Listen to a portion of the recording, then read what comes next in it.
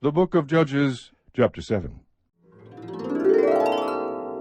Then Jerubbaal, that is Gideon, and all the people who were with him, rose early and camped beside the spring of Harod, and the camp of Midian was on the north side of them by the hill of Moreh in the valley. The Lord said to Gideon, The people who are with you are too many for me to give Midian into their hands, for Israel would become boastful, saying, My own power has delivered me. Now therefore come, proclaim in the hearing of the people, saying, Whoever is afraid and trembling, let him return and depart from Mount Gilead. So 22,000 people returned, but 10,000 remained. Then the Lord said to Gideon, The people are still too many. Bring them down to the water, and I will test them for you there.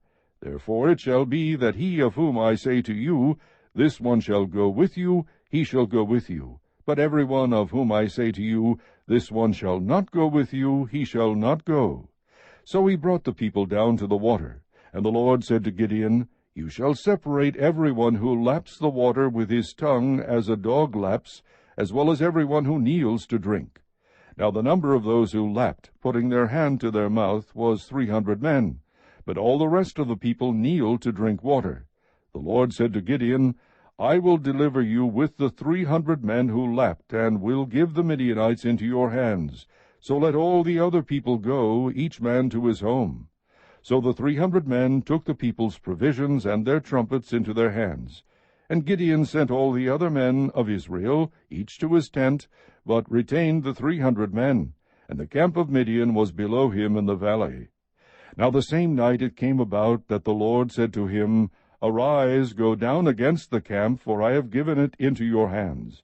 But if you are afraid to go down, go with Purah your servant down to the camp, and you will hear what they say. And afterward your hands will be strengthened, that you may go down against the camp. So he went with Purah his servant down to the outposts of the army that was in the camp. Now the Midianites and the Amalekites and all the sons of the east were lying in the valley, as numerous as locusts, and their camels were without number, as numerous as the sand on the seashore. When Gideon came, behold, a man was relating a dream to his friend. And he said, Behold, I had a dream. A loaf of barley bread was tumbling into the camp of Midian, and it came to the tent, and struck it so that it fell, and turned it upside down so that the tent lay flat. His friend replied, This is nothing less than the sword of Gideon the son of Joash, a man of Israel. God has given Midian and all the camp into his hand. When Gideon heard the account of the dream and its interpretation, he bowed in worship. He returned to the camp of Israel and said, Arise, for the Lord has given the camp of Midian into your hands. He divided the 300 men into 3 companies, and he put trumpets and empty pitchers into the hands of all of them, with torches inside the pitchers. He said to them, Look at me, and do likewise. And behold, when I come to the outskirts of the camp, do as I do. When I and all who are with me blow the trumpet, then you also blow the trumpets all around the camp, and say, For the Lord and for Gideon. So Gideon and the 100 men who were with him came to the outskirts of the camp at the beginning of the middle watch, when they had just posted the watch. And they blew the trumpets and smashed the pitchers that were in their hands. When the 3 companies blew the trumpets and broke the pitchers, they held the torches in their left hands, and the trumpets in their right hands for blowing, and cried, A sword for the Lord and for Gideon. Each stood in his place around the camp, and all the army ran, crying out as they fled. When they blew 300 trumpets, the Lord set the sword of one against another, even throughout the whole army. And the army fled as far as Beth-shittah towards Zererah, as far as the edge of Abel-meholah by Tabbath. The men of Israel were summoned from Naphtali and Asher and all Manasseh, and they pursued Midian. Gideon sent messengers throughout all the hill country of Ephraim, saying, Come down against Midian, and take the waters before them, as far as Beth-barah and the Jordan. So all the men of Ephraim were summoned, and they took the waters as far as Beth-barah and the Jordan. They captured the 2 leaders of Midian, Oreb and Zeb, and they killed Oreb at the rock of Oreb, and they killed Zeb at the winepress of Zeb, while they pursued Midian, and they brought the heads of Oreb and Zeb to Gideon from across the Jordan. Chapter 8.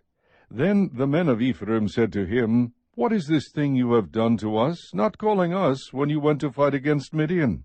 And they contended with him vigorously. But he said to them, What have I done now in comparison with you? Is not the gleaning of the grapes of Ephraim better than the vintage of Abiezer? God has given the leaders of Midian, Oreb and Zeb, into your hands. And what was I able to do in comparison with you? Then their anger toward him subsided when he said that. Then Gideon and the 300 men who were with him came to the Jordan and crossed over, weary yet pursuing. He said to the men of Succoth, Please give loaves of bread to the people who are following me, for they are weary, and I am pursuing Zebah and Zalmunna, the kings of Midian. The leaders of Succoth said, Are the hands of Zebah and Zalmunna already in your hands, that we should give bread to your army? Gideon said, All right, when the Lord has given Zebah and Zalmunna into my hand, then I will thrash your bodies with the thorns of the wilderness and with briars. He went up from there to Penuel and spoke similarly to them, and the men of Penuel answered him just as the men of Succoth had answered. So he spoke also to the men of Penuel, saying, When I return safely, I will tear down this tower. Now Zebah and Zalmunna were in Karkor, and their armies with them, about 15,000 men, all who were left of the entire army of the sons of the east, for the fallen were 120,000 swordsmen. Gideon went up by the way of those who lived in tents on the east of Nobah and Jogbehah, and attacked the camp when the camp was unsuspecting. When Zebah and Zalmunna fled, he pursued them and captured the 2 kings of Midian, Zebah and Zalmunna, and routed the whole army. Then Gideon, the son of Joash, returned from the battle by the ascent of Heres. And he captured a youth from Succoth and questioned him. Then the youth wrote down for him the princes of Succoth and its elders, 77 men. He came to the men of Succoth and said, Behold, Zebah and Zalmunna, concerning whom you taunted me, saying, Are the hands of Zebah and Zalmunna already in your hand, that we should give bread to your men who are weary? He took the elders of the city, and thorns of the wilderness and briars, and he disciplined the men of Succoth with them. He tore down the tower of Penuel, and killed the men of the city. Then he said to Zebah and Zalmunna, What kind of men were they whom you killed at Tabor? And they said, They were like you, each one resembling the son of a king. He said, They were my brothers, the sons of my mother. As the Lord lives, if only you had let them live, I would not kill you. So he said to Jether his firstborn, Rise, kill them. But the youth did not draw his sword, for he was afraid, because he was still a youth. Then Zebah and Zalmunna said, Rise up yourself and fall on us, for as the man, so is his strength. So Gideon arose and killed Zebah and Zalmunna, and took the crescent ornaments which were on their camels' necks. Then the men of Israel said to Gideon, Rule over us, both you and your son, also your son's son, for you have delivered us from the hand of Midian. But Gideon said to them, I will not rule over you, nor shall my son rule over you. The Lord shall rule over you. Yet Gideon said to them, I would request of you that each of you give me an earring from his spoil. For they had gold earrings, because they were Ishmaelites. They said, We will surely give them. So they spread out a garment, and every one of them threw an earring there from his spoil. The weight of the gold earrings that he requested was 17,000 shekels of gold, besides the crescent ornaments and the pendants and the purple robes which were on the kings of Midian, and besides the neckbands that were on their camels' necks.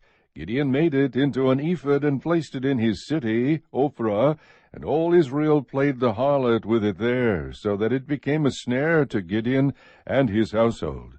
So Midian was subdued before the sons of Israel, and they did not lift up their heads any more, and the land was undisturbed for 40 years in the days of Gideon. Then Jerubbaal, the son of Joash, went and lived in his own house.